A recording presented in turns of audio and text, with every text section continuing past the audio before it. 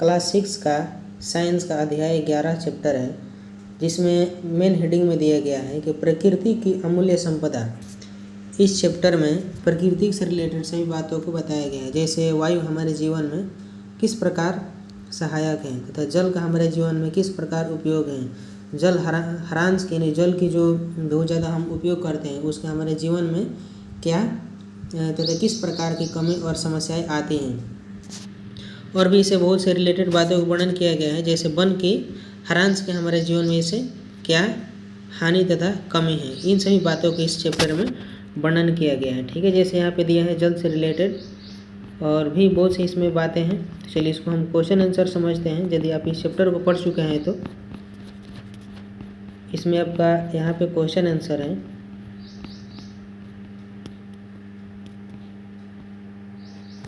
एक नंबर में आपका क्वेश्चन दिया गया है यहाँ पे चित्र 11.9 में प्राकृतिक संसाधनों से संबंधित वस्तुओं को दर्शाया गया है, उन्हें उनके अव्यवस्थित नामों से मिलाइए। एक अन्य तालिका बनाइए और इन संसाधनों के नाम लिखिए। इन संसाधनों को नवीकरणीय और अनवीकरणीय संसाधन के रूप में वर्गीकृत कीजिए। जैसे देखिए यहाँ पे 11.9 में आपको यहाँ पे दिया गया है फिगर। ठीक है, यहाँ पर देखिए ये नल है, तो यहाँ पे जो शब्द दिया गया है यह सही क्रम में नहीं है। ठीक है, इसको हमको सही क्रम में करके लिखना है। ये नल है तो इसको हमको मिलान करना है। तो जैसे देखिए नल जल है, तो यहाँ पे जल दिया गया है, यहाँ पे है, तो इसको हम शुद्ध शब्द में लिख देंगे। जैसे हो जाएगा जल हो जाएगा यहाँ पे। ठीक है, फिर उसके बाद ये दिया गया है यहाँ पे, तो इससे हम मिलान यहाँ पे देखिए न व प दिया है, तो यहाँ पे हो जाएगा आपका पवन। तो यहाँ पे हम लिख देंगे पवन। ठीक है, फिर उसके बाद ये दिया गया है नौ, तो इसका हो जाएगा वन। तो यहाँ पर हम लिख देंगे शुद्ध शब्द में वन। ठीक है, अब ये यहाँ पे दिया गया है तो इसका हो जाएगा आपका चट्टान। तो इस प्रकार से हम यहाँ पे लिख देंगे। ठीक है, चट्टान। अब देखिए पूछ रहा है कि ये कौन नवीकरणीय है और कौन अनवीकरणीय है। ठीक है, जैसे चट्टान हो गया यहाँ पे वन, पवन और जल, इसको हमको नवीकरणीय और अनवीकरणीय के रूप में लिखना है। तो चलिए यहाँ पे हम समझते हैं इसको। हमने यहाँ पे इसको लिखा है कि जल जो है वह नवीकरणीय संसाधन है और पवन है नवीकरणीय, वन क्या है, वन भी नवीकरणीय है और चट्टान जो है वह अनवीकरणीय संसाधन है। ठीक है, इस प्रकार से हम इसका आंसर यहाँ पे लिख लिए। अब चलिए अब आगे क्वेश्चन देखते हैं। 2 नंबर का क्वेश्चन हम यहाँ पे समझते हैं। 2 नंबर में आपका यहाँ पे क्वेश्चन दिया गया है रिक्त स्थानों की यहाँ पे सत्य और असत्य से रिलेटेड क्वेश्चन दिया गया है। ठीक है, तो देखिए 2 नंबर में यहाँ पे समझते हैं कि बताइए निम्नलिखित कथन सत्य है या असत्य है। यदि असत्य है तो उन्हें सही करके पुनः लिखिए। क नंबर में आपको दिया गया है कि प्रकृति में मानव की आवश्यकताओं की पूर्ति के लिए पर्याप्त संसाधन हैं, तो यह सत्य है। ठीक है, प्रकृति में मानव की आवश्यकताओं की पूर्ति के लिए पर्याप्त संसाधन हैं, जो मनुष्य उसी संसाधनों से अपनी आवश्यक कामों की पूर्ति करते हैं। ठीक है, ख नंबर में दिया गया है मशीन प्रकृति में पाया जाने वाला एक संसाधन है। प्रकृति में यानी नेचर में, प्रकृति में पाया जाने वाला एक संसाधन है तो नहीं, मशीन जो है या मनुष्य द्वारा यानी मानवीय कृत द्वारा बनाया जाने वाला एक यंत्र है, साधन है। ठीक है, तो यह सही नहीं है, यह असत्य है। ठीक है, तो इसका उत्तर हम बनाकर लिखेंगे कि नहीं, प्रकृति में पाया जाने वाला मशीन एक संसाधन नहीं है। ठीक है, ये असत्य है, तो यहाँ पर हम इसके बगल में लिख देंगे असत्य। ग नंबर में आपका सवाल दिया गया है कि प्राकृतिक गैस एक अनवीकरणीय संसाधन है, तो प्राकृतिक गैस एक अनवीकरणीय संसाधन है, तो यह सत्य है, तो यहाँ हम लिख देंगे सत्य। ठीक है, फिर घ नंबर में दिया गया है कि वायु एक नवीकरणीय संसाधन है, तो इसका होगा कि वायु एक नवीकरणीय संसाधन है, यह भी सत्य है। ठीक है, चलिए 3 नंबर सवाल में देखते हैं।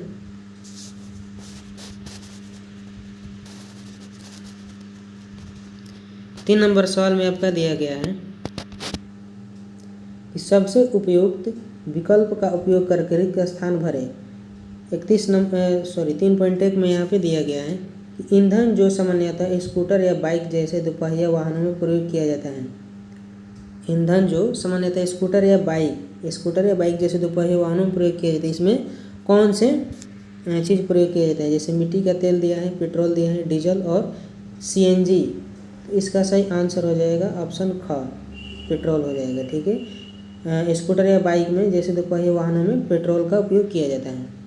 चलिए अब आगे इसमें सवाल दिया गया है 3.2 में कि नवीकरणीय संसाधन का एक उदाहरण है। तो नवीकरणीय संसाधन का एक उदाहरण क्या हो जाएगा? जल हो जाएगा। ठीक है, जल एक नवीकरणीय संसाधन का उदाहरण है। अब चलिए आगे इसमें देखते हैं।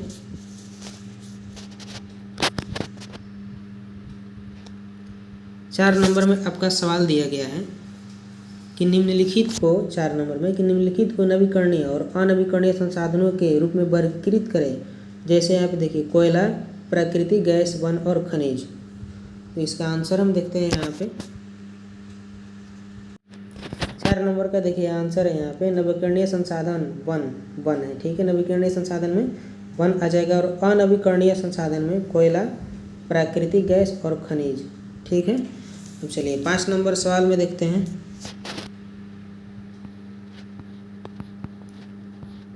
पाँच नंबर सवाल में आपका दिया गया है कि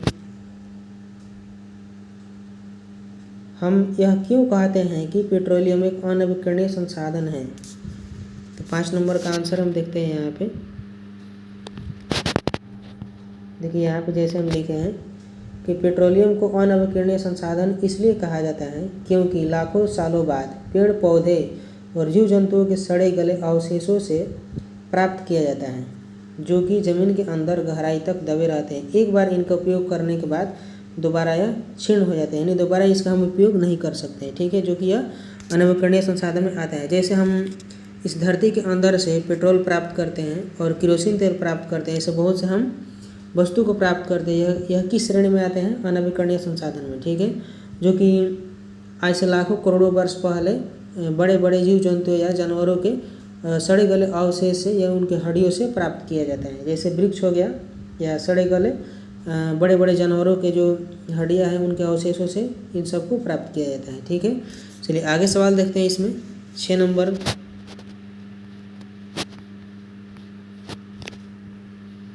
नंबर में सवाल आपका दिया गया है कि वनों को पुनः उगाना कठिन है, इस कथन की पुष्टि कीजिए।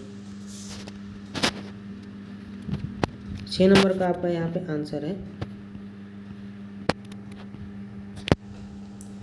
वनों को पुनः उगाना कठिन है क्योंकि पेड़ पौधों या वनों को तैयार होने में हजारों या लाखों वर्ष लगते हैं। वनों की कटाई से मृदा खारांश और पशु पक्षियों की भी हानि होती है और ऑक्सीजन की भी कमी होती है। फिर से नए पौधों को उगाने के लिए उनमें वृद्धि तथा विकास होने के लिए काफ़ी समय लगता है। इस कारण वनों को पुनः उगाना कठिन होता है। ठीक है, 7 नंबर में आपका क्वेश्चन दिया गया है कि 5 दैनिक गतिविधियों की सूची बनाइए जहां आप प्राकृतिक संसाधनों का प्रयोग करते हैं, उनका उपयोग कम करने की विधि सुझाइए। 5 दैनिक गतिविधि की सूची हमको बनाना है जहां आप प्राकृतिक संसाधनों का प्रयोग करते हैं। चलिए 7 नंबर का आंसर हम समझते हैं।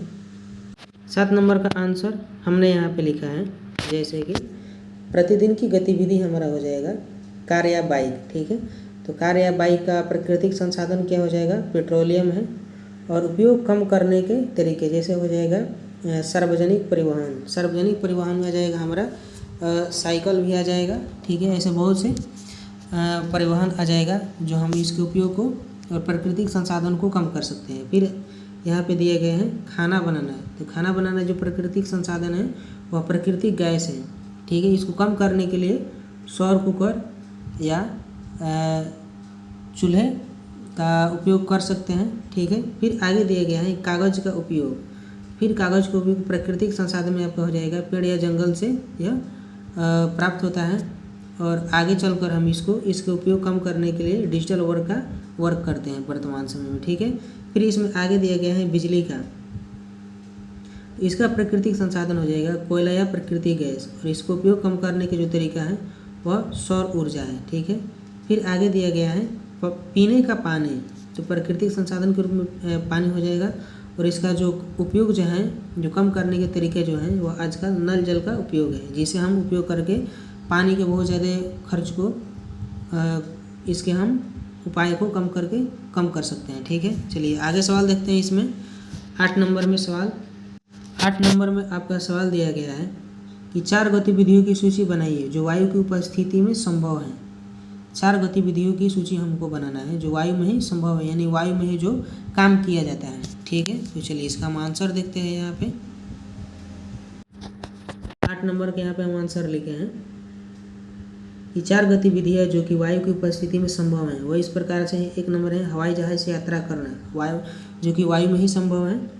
पतंग उड़ाना और सांस लेना, पक्षियों का उड़ना, बिना वायु के यह चारों जो गति है यह संभव नहीं है। ठीक है, चलिए 9 नंबर सवाल में देखते हैं। 9 नंबर में सवाल में आपका दिया गया है यहाँ पे कि आप अपने घर के आसपास को हरित आवरण से समृद्ध बनाने के लिए किस प्रकार योगदान देंगे। ऐसे कार्यों की सूची बनाइए।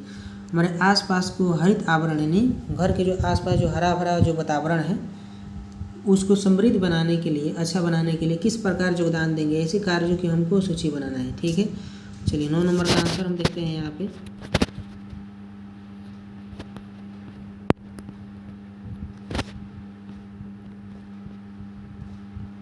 नौ नंबर का आंसर हमने यहाँ पे लिखा है कि घरों के आसपास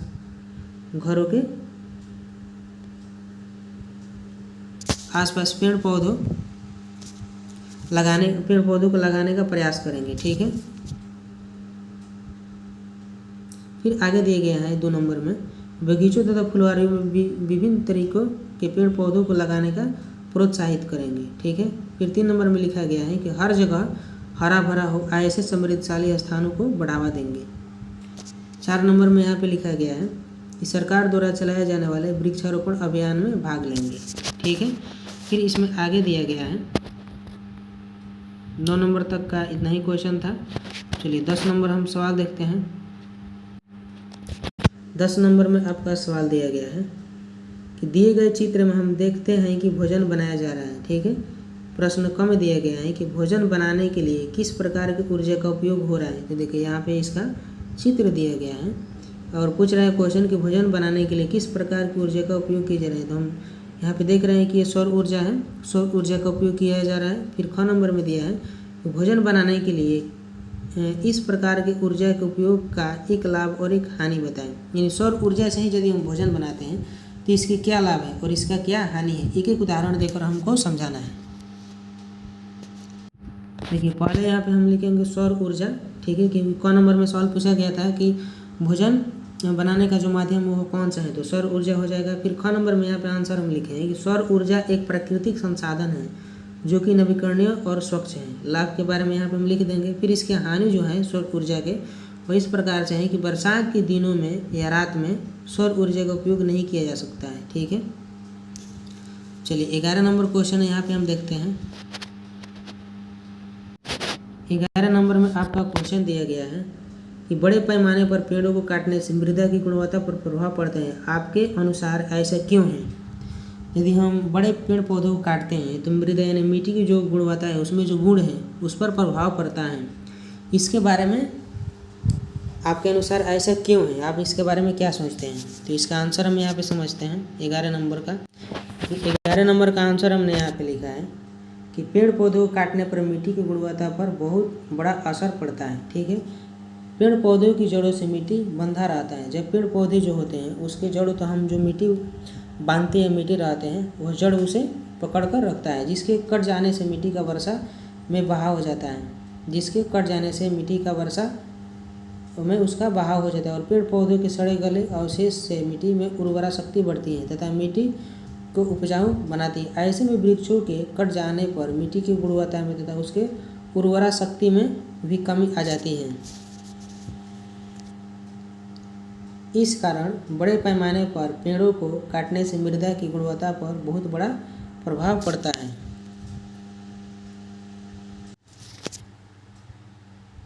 12 नंबर क्वेश्चन दिया गया है कि 2 मानवीय गतिविधियां बताइए जिनसे वायु प्रदूषित होती हैं। एक कार्य सुझाए जो वायु प्रदूषण कम करने में सहायक हो। 12 नंबर आपका क्वेश्चन है, इसका आंसर हम समझते हैं।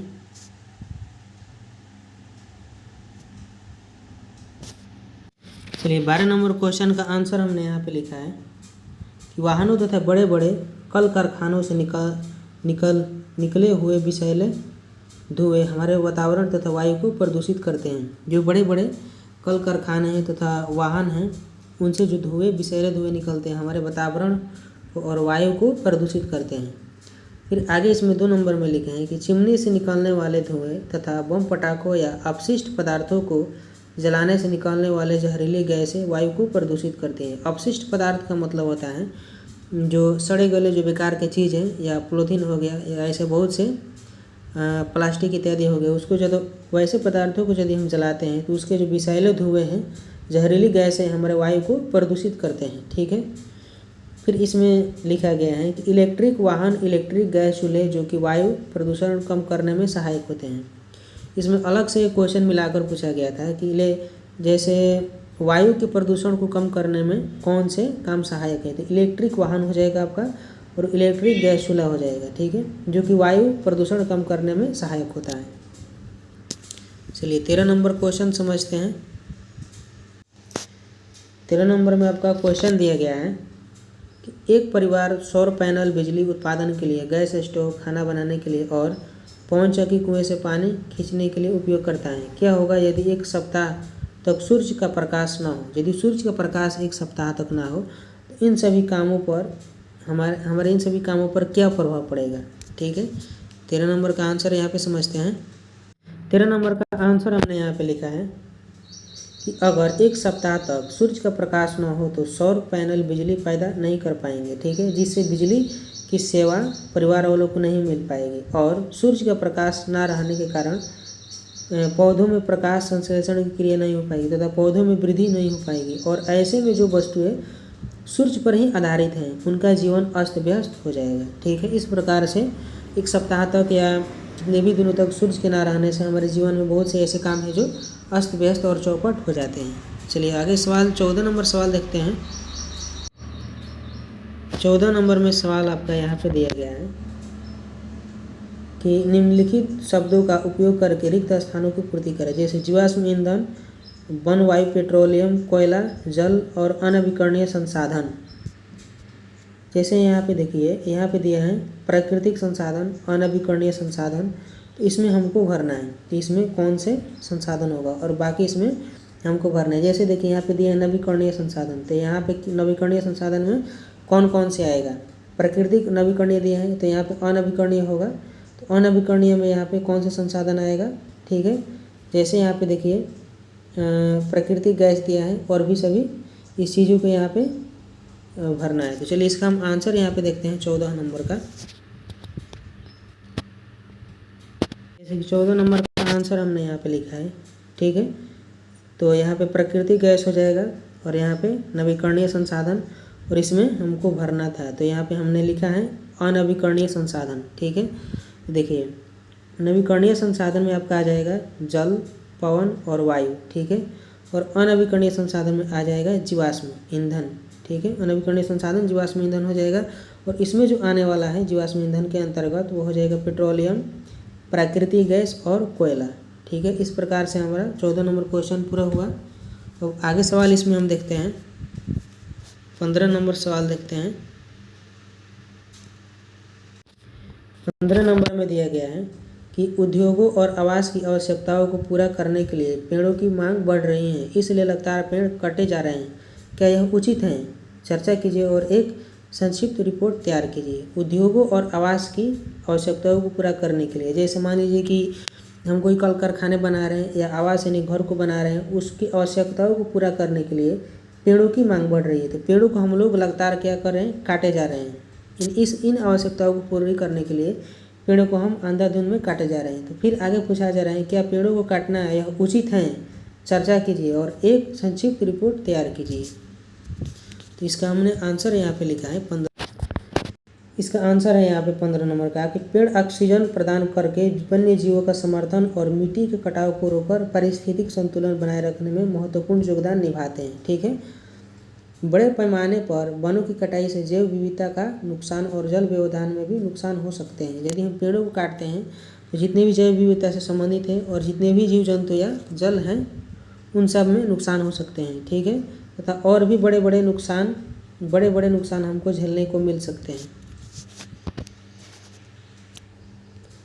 जो कि यह उचित नहीं है। यानी पेड़ों को काटना उचित नहीं है। पेड़ों की कटाई पर सशक्त नियमों का पालन कर पर्यावरण संतुलन को बनाए रखने में और वनों को पूर्ण विकास करने में योगदान दे। यानी हम सबको वनों को विकसित करने में, उनका पूर्ण योगदान देने में हम सभी को सहायता अवश्य देना चाहिए। ठीक है, चलिए आगे इसमें क्वेश्चन हम देखते हैं। 15 नंबर तक हमारा कंप्लीट हो गया। 16 नंबर क्वेश्चन में आपका दिया गया यहाँ पे कि आपने विद्यालय में पानी को उपयोग को कम करने के लिए एक योजना बनाई है। इस योजना को साकार करने के लिए आप क्या कदम उठाएंगे और इससे पर्यावरण कैसे सहायता मिलेगी। क्वेश्चन कह रहा है कि आपने विद्यालय में पानी के उपयोग को कम करने के लिए एक योजना बनाई है। जैसे विद्यालय में पानी के ज़्यादा खर्च हो रहा है, उसको उपयोग को कम करने के लिए एक योजना बनाना है। इस योजना को साकार करने के लिए आप क्या कदम उठाएंगे और इससे पर्यावरण को कैसे सहायता मिलेगी। तो चलिए इसका आंसर हम समझते हैं। यहाँ पे 16 नंबर का इसका आंसर हमने लिखा है 16 नंबर का कि विद्यालय में पानी के उपयोग को कम करने के लिए योजना। जैसे 1 नंबर में लिखे हैं कि पीने के शुद्ध पेयजल का उपयोग करेंगे ताकि जल ज़्यादा मात्रा में बर्बाद ना हो सके। फिर 2 नंबर में लिखे हैं कि जल उपयोग की नियमित देखभाल और कमी को पूरा करेंगे। ठीक है, फिर आगे 3 नंबर में हमने यहाँ पे लिखा है जल बचत करने के लिए निजी उपकरण जैसे नल जल, शुद्ध पेयजल इत्यादि का उपयोग करेंगे। ठीक है, ताकि जल ज़्यादा मात्रा में नुकसान ना या वेस्ट ना हो। फिर 4 नंबर में हमने लिखा है कि आसपास के लोगों और विद्यार्थियों को जल संरक्षण के लिए प्रोत्साहित करेंगे। ठीक है, फिर आगे इसमें लिखा गया है कि इस योजना को साकार करने के लिए शुद्ध पेयजल, नल जल तथा जल संरक्षण को बचाव के लिए सलाह देंगे। ठीक है, तो इस चैप्टर का 16 नंबर तक हमारा क्वेश्चन था। ठीक है, और इसमें यहाँ तक हमारा क्वेश्चन कंप्लीट हो गया।